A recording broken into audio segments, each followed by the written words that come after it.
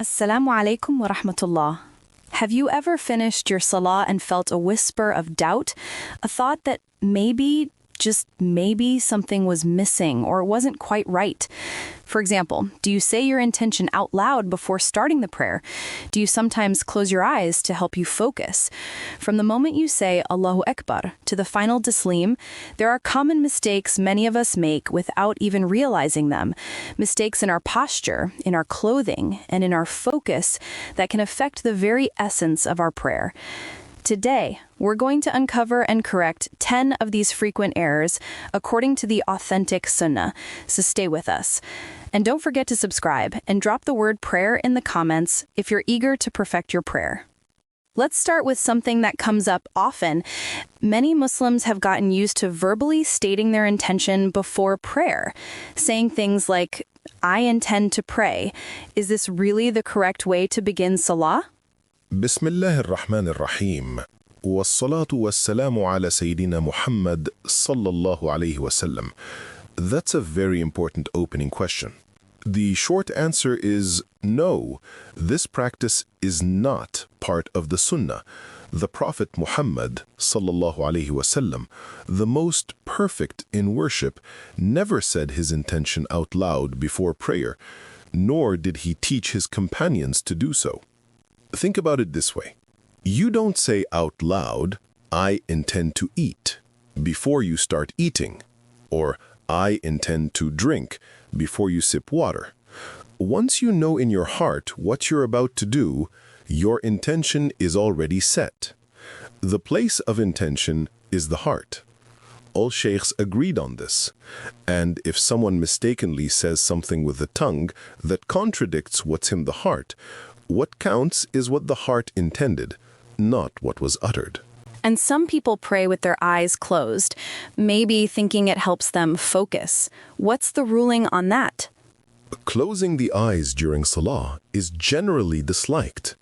Imam Ahmad and other sheikhs even compared it to what some Jews do in their prayers.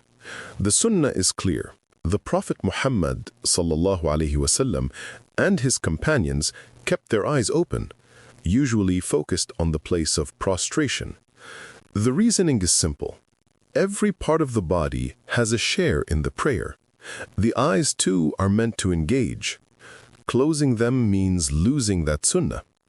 That being said, if opening the eyes causes distraction, for example, if the place of prayer is full of decorations or patterns, then closing them isn't disliked. But the goal is to reach Khushu, humble concentration, and ideally, one should train the heart to focus without having to close the eyes. Let's move to the beginning of the prayer itself. Some people stand for a long time making dua before saying the opening takbir. Is that part of the sunnah? Staying too long in dua before takbirat al-ihram is not from the Prophet's practice. It can actually distract the person. The sunnah is simple. Once you're ready and have cleared your mind, you begin the prayer straight away with the opening takbir. Remember, the takbir is what marks the official start of Salah. Of course, dua is encouraged at many times, but not by delaying the opening of the prayer itself. That makes a lot of sense. Now let's talk about another question. Silent prayers like Luhur and Asr, some people barely move their lips with no sound at all, while others insist that you must at least hear yourself. What's the proper way? This is indeed a well-discussed matter, and sheikhs have two main opinions here. The majority opinion: a person should recite in a way that they can hear themselves, provided they have normal hearing. Why? Because the Prophet ﷺ said, "Pray as you have seen me pray," and he did not simply move his lips in silence. Real speech requires sound. The second opinion, the Maliki school, and later sheikhs like Ibn Taymiyyah and Ibn Uthaymin, held that it is enough to move the lips and tongue, articulating the letters even if you don't hear yourself. They argued that the Quran and Sunnah required recitation but did not explicitly require audibility. So there's a legitimate difference of opinion here. What would you advise the average Muslim to do? The safest and most reliable approach is to follow the majority view. Recite so that you can hear yourself, even if very faintly. This ensures you are definitely fulfilling the requirement.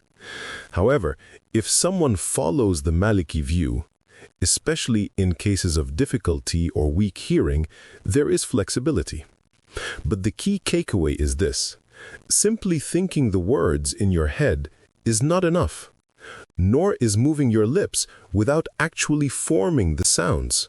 The letters must be pronounced, and the most complete way is to make sure you can hear yourself even slightly in your silent prayer.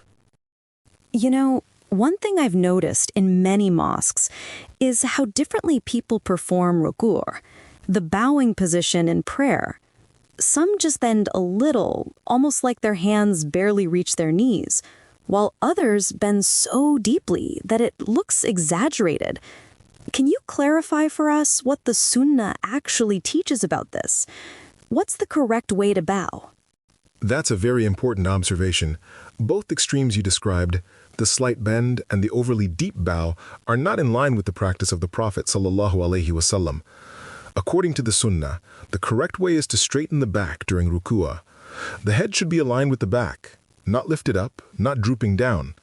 The Prophet ﷺ, as narrated in the Hadith, when he bowed, he placed his hands firmly on his knees and straightened his back. And in another description, when he bowed, he made his back so straight that if water were poured on it, it would remain in place. So a shallow bow that doesn't allow your palms to rest properly on your knees is not considered a valid rukoo by the majority of sheikhs. And on the other side, bending too far is also against the way of the Prophet ﷺ. In short, the principle is balance. Bow until your hands are placed firmly on your knees with your back and head aligned. That's the rukoo as taught and practiced by the Messenger of Allah ﷺ. That's a clear explanation. But what about someone who physically can't manage that posture? Let's say someone with back pain or knee issues. Islam is a religion of mercy and ease. Allah does not burden a soul beyond what it can bear. The principle is, follow the Prophet ﷺ as best as you can. Allah says in the Quran, فَاتَّقُوا اللَّهَ مَسْتَطَعْتُمْ, which mean, so fear Allah as much as you are able. So if someone cannot achieve the full posture due to illness, age, or any limitation, they simply do what they can. And the beautiful thing is, they still get the full reward.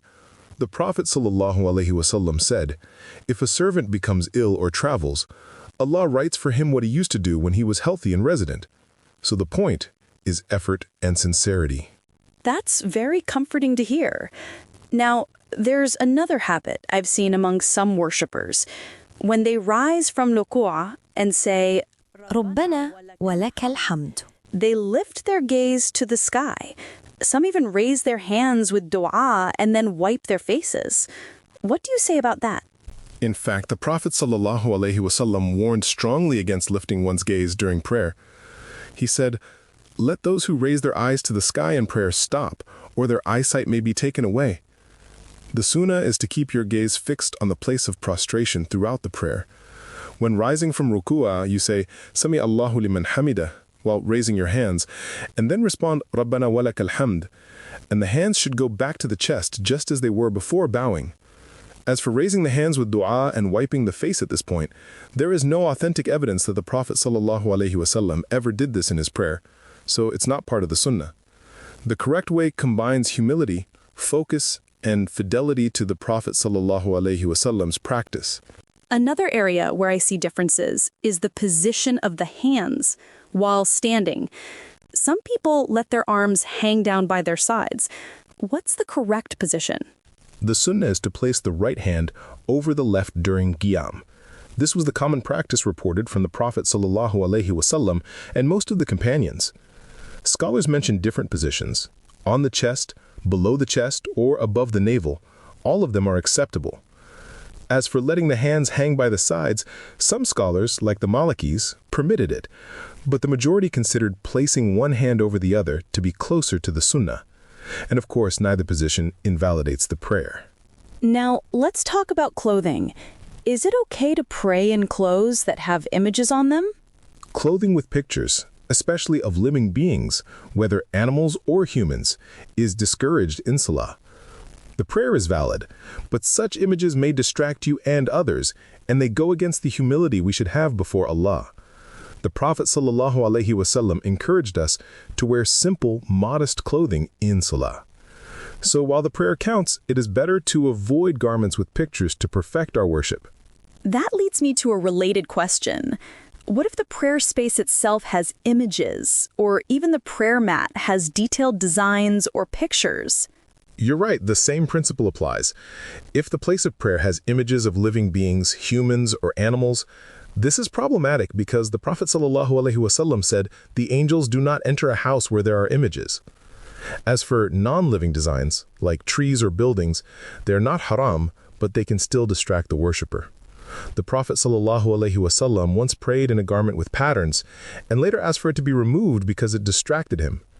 So when it comes to the prayer mat, the simpler the better. A plain mat helps the heart stay focused on Allah without getting pulled away by colors or patterns.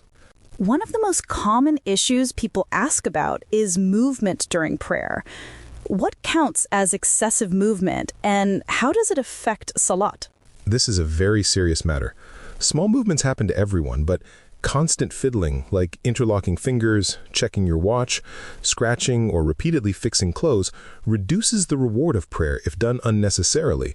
And if the movements become continuous and excessive, some scholars even said they could invalidate the prayer.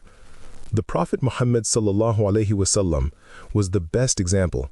He prayed with calmness, stillness, and deep focus.